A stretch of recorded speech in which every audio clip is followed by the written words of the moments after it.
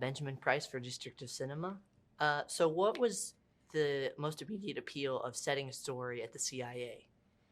Well, there's sort of a baked-in stakes to the CIA. I mean, audiences are so attuned and so invested in the spy genre that it comes with an excitement to it. But at the same time, like there's also a lot of conventions that audiences are used to. So how do you give them that while trying to turn it on its head? Because we're coming at it with a different kind of character. And this is your first foray onto Netflix, but also into streaming. So, how did the potential for binge watching and the lack of ad breaks alter the way you structure an episode of television?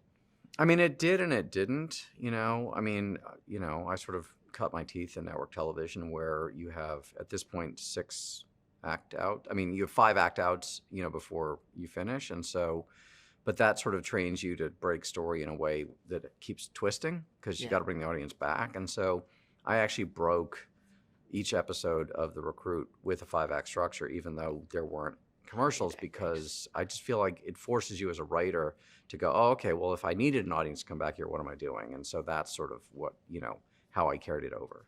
Well, in talking about your experience with broadcast, I mean, you're show running three shows Mm-hmm. at the same time right now. Can you talk about how you balance your show running duties with the rookie feds, and now the recruit? Yeah, I'm tired.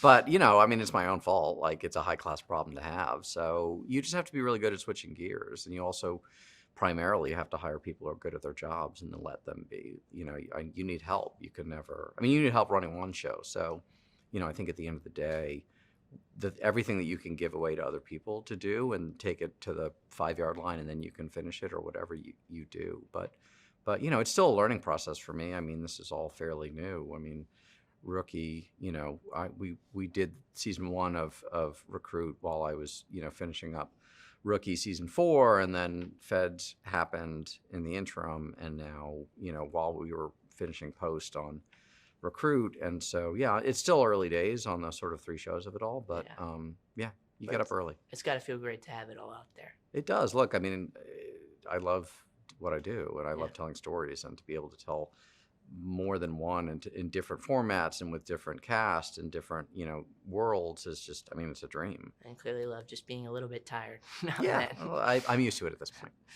And do you see any potential maybe for crossover between this sort of rookie universe and recruit universe that you have your stakes in now? Probably not. That's a tough thing to do Sure. between streamers and networks and stuff like that, so yeah, probably not. And welcome to DC. Thanks.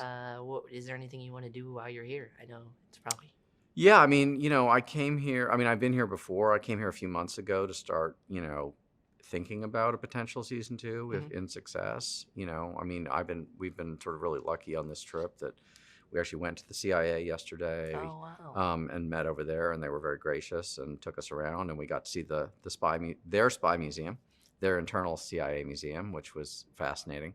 And then we went to the White House for a bit of a tour yesterday as well, which was all great. So yeah, I mean, we've been doing great. And when you're doing something like that, are you taking like any notes as you're going through the building on like things to change in the production design of season 2 or things like that? Yeah, I mean, you're definitely taking note of stuff. I mean, it's CIA, you can't bring your cell phone inside. In fact, Yeah, they that is know.